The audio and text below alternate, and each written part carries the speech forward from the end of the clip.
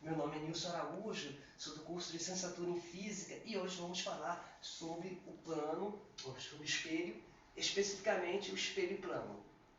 O espelho é um objeto antiquíssimo, já existia na época dos Sumérios, no Neolítico, há 5.000 anos antes de Cristo, a partir de feito de bronze polido. Posteriormente, já chegando na era de bronze, na época do bronze, você tem os egípcios produzindo em grande escala os espelhos. Se alastrou pela Grécia, em que feiticeiras de Tessália faziam consulta ao futuro, ao passado, enfim, coisas de bem mística através do espelho. Os próprios romanos também tinham esse hábito. E também, o espelho também existia na China, até entre os astecas, era um objeto comum. Mas o espelho moderno que nós temos hoje só surgiu em 1800, com um cientista chamado Justus Liebig. Aí sim, tem essa estrutura que vemos hoje. Uma camada interior que é feito de nitrato de prata ou amálgama de estanho. Você tem um verniz cobrindo e, finalmente, um vidro para dar estrutura de firmeza. Ok. Dentre os descontos que existem na nossa cultura, temos o caso do personagem Narciso. Quem foi Narciso? Narciso era um jovem muito bonito que tinha o hábito de desprezar as ninfas, tem quem se apaixonava por ele, que ele se achava muito bonito e ele era muito egocêntrico. Para ele não existia pessoa adequada para ele, que ele era se achava muito bonito. Então ele desprezava as pessoas que se apaixonavam por ele. Então, certa vez, aconteceu também com Eco, que era uma ninfa que foi desprezada por ele. E essa até a ninfa Eco que deu origem àquela expressão que tem em física de eco, que é a repetição dos sons. Que Eco, ela foi punida certa vez porque ela falava demais e protegeu a Zeus, estava traindo a sua esposa Hera. Então ele protegeu a Hera, descobriu que ele estava protegendo Zeus e acabou sendo punido, em que ela não conseguia falar uma frase, só apenas repetir as expressões finais. E ela se apaixonou por esse jovem e ele também desprezou. De tanto desprezo que ele fez com as ninfas, etc., ele acabou sendo punido pela deusa Nêmesis, em que fez com que eles, caso olhasse para um espelho d'água, ele se iria apaixonar por ele próprio. Assim como as pessoas se apaixonavam por ele e desprezavam, ele olhava para o espelho d'água e se apaixonou pela sua própria imagem. Só que ele falava com o espelho d'água não respondia a ele, não falava nada com ele. E ele ficou ali se definhando, sem comer, sem se alimentar, até morrer diante do espelho d'água. Até virou uma flor, faleceu em forma de flor, olhando para o espelho d'água. Outra coisa da nossa cultura, da cultura que vemos, é o caso de Branca de Neve, em que existia uma rainha que tinha um espelho, em que ela sempre questionava: existe mulher mais bela do que eu? E o espelho sempre dizia que a rainha era mais bela. Até que certo dia, Branca de Neve cresceu e, segundo o espelho, era mais bonita do que a rainha. Então a rainha encomendou a morte dela e toda a história já conhecemos. Tá. O primeiro questionamento que eu vou fazer ao jovem preto que está aqui assistindo a nossa aula, tá? Uma pergunta para ele: se o espelho reflete o que nós somos, tanto o espelho físico como os espelhos que existem no mundo afora, de maneira bem subjetiva, expressam realmente o mundo real? Essa é a pergunta que eu faço ao Pedro. Não sei se ele entendeu bem a pergunta. Eu posso dizer que, de maneira física, o espelho reflete aquilo que a gente vê ao nosso redor, mas, na verdade, tanto dentro do espelho quanto fora do espelho, a gente não conhece plenamente o conteúdo do mundo, aquilo que está posto no mundo. A gente conhece apenas a aparência, aquilo que a gente está observando, e a nossa visão ela já é repleta de vieses nossas. Então, dá para dizer que o espelho ele reflete essa aparência, mas o espelho não reflete o próprio conteúdo do mundo necessariamente. Tanto que, na história da Branca de Neve, você tem essa relação da antagonista perguntando para o espelho se ela era mais linda. E ela dependia da opinião do espelho para ela se considerar mais linda. Eu penso que não. Eu penso que ela não dependia disso, porque ela dependia dela própria se considerar mais linda e não da opinião do espelho. Então, é isso. Boa resposta, Pedro, boa resposta. Bem, primeiramente eu vou olhar a questão física. Quando eu olho para o espelho, eu tenho um sinal aqui do meu lado direito, mas eu olho para o espelho, tem um sinal do lado esquerdo. Ué, ele não reflete bem o que eu sou. Se eu descascar uma laranja ou segurar uma tesoura, eu só sei o fazer com a mão esquerda, não consigo com a direita. O espelho vai fazer de forma destra e não da forma canhota como eu faço. Então o espelho não reflete exatamente como eu sou. Assim também como os espelhos do mundo. Eu vou ler aqui um pequeno texto do filósofo Immanuel Kant que diz o seguinte: não conhecemos as coisas em si, apenas aquilo que nos aparece, o fenômeno. Assim, a realidade objetiva não pode ser alcançada, pois a essência das coisas não pode ser alcançada. O que Kant quer dizer com isso? Que as percepções que nós temos no mundo são feitas pelo nosso sentido, não necessariamente reflete as coisas em si. Assim como acontece nessa história de Branca de Neve. O que o espelho refletia? Se realmente a Branca de Neve era mais bonita, na história o espelho não mentia. Mas como assim então ele não mentia? Era mais bonita? Mas sob que critério que Branca de Neve era mais bonita? Temos que voltar ao século XVIII, à época do romantismo, né? Em que o padrão de beleza era uma mulher branca, época que tinha escravidão, então não podia ser uma mulher mais escura, a mulher branca era o padrão de beleza, branca como a neve, os lábios vermelhos como o sangue, como expressa no texto de Branca de Neve, e o cabelo negro como ébano, que é uma árvore de cor escura. Poxa, mas os alemães não são brancos, loiros, ruivos? Mas é que está algo diferente em Branca de Neve. Branca de Neve não poderia ser comum. Não sei como igual as outras cores, então ela tinha um cabelo diferente, um cabelo negro, então era um padrão de beleza daquela época. Então, o espelho reflete esse padrão de beleza. Então, não necessariamente não são as coisas em si, mas como nós percebemos o mundo. Essa é a questão de beleza. A outra pergunta que eu faço é, Pedro, por que nós enxergamos?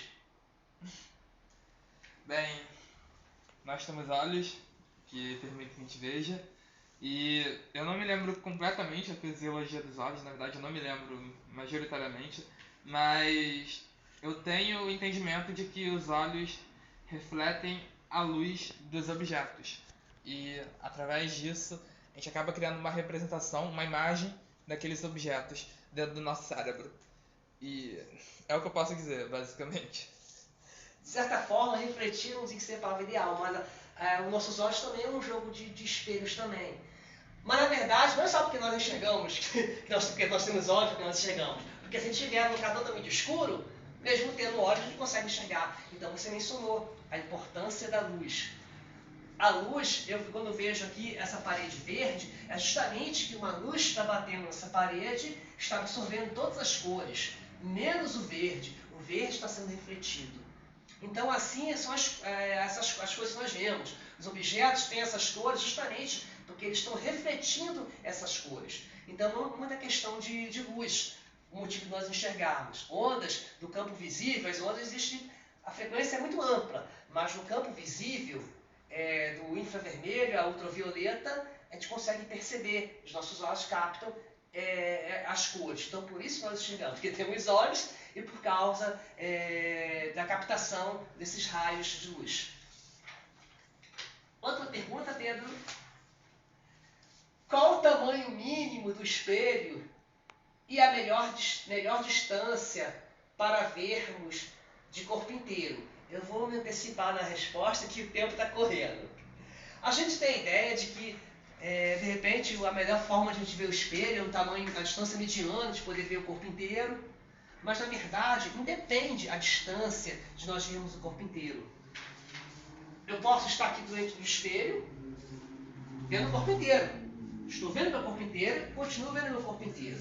Por quê? Não há dependência dessa distância para a gente ver o corpo inteiro. Justamente por esse modelo aqui. Ó. Nós temos o espelho, a projeção dos raios de luz no espelho, vendo aquela assim, real, vemos a nossa imagem até o final, ponto final do espelho, vemos o corpo inteiro.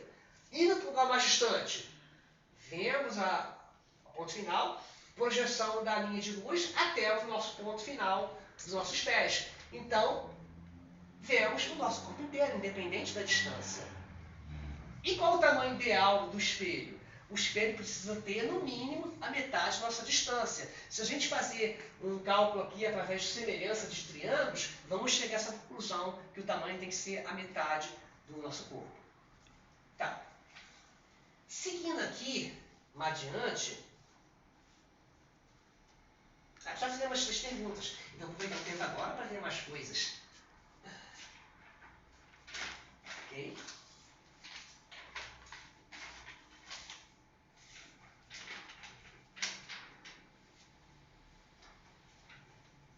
Campo de visão.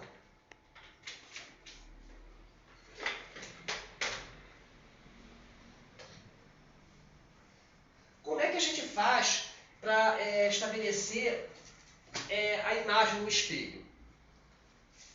Estamos aqui, aqui tem o espelho, a gente traça uma reta de incidente.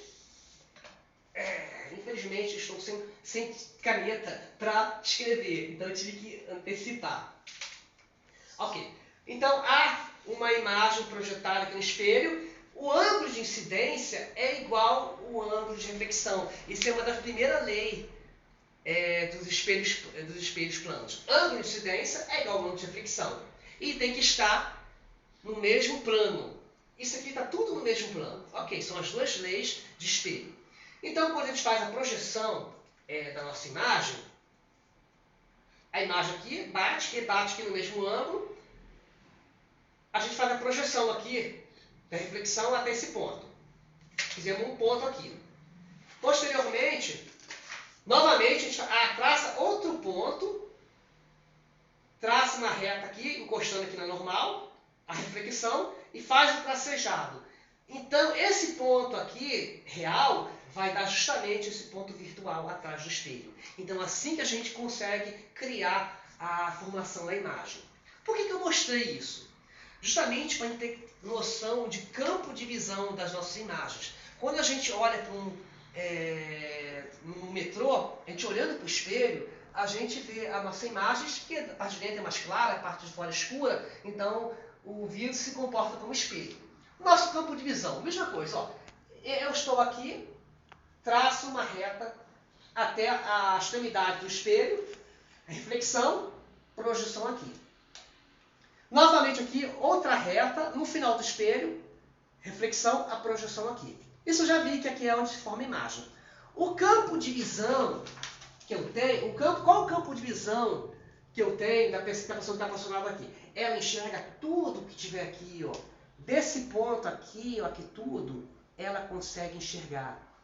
E detalhe, se ela enxerga a pessoa que estiver aqui, a pessoa também enxerga ela. Se ela enxerga a pessoa que está aqui, a pessoa também enxerga. Então, qualquer lugar, se você está enxergando a pessoa certamente está enxergando você.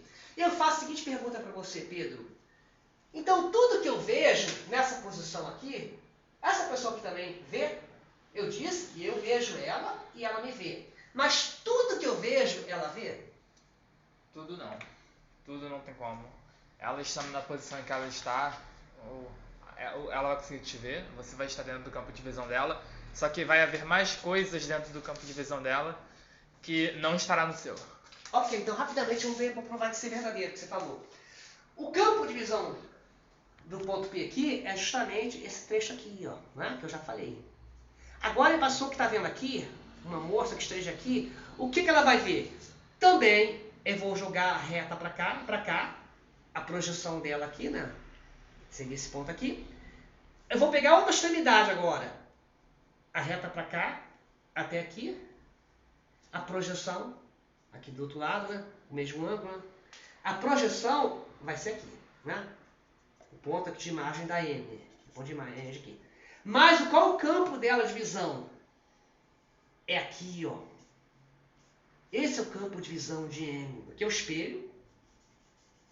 E o campo de visão de M é aqui. M, VP. que é ponto em comum. M vê P. P vê M. Mas M não vê esse trecho aqui do espelho, mas ela vê todo esse trecho aqui.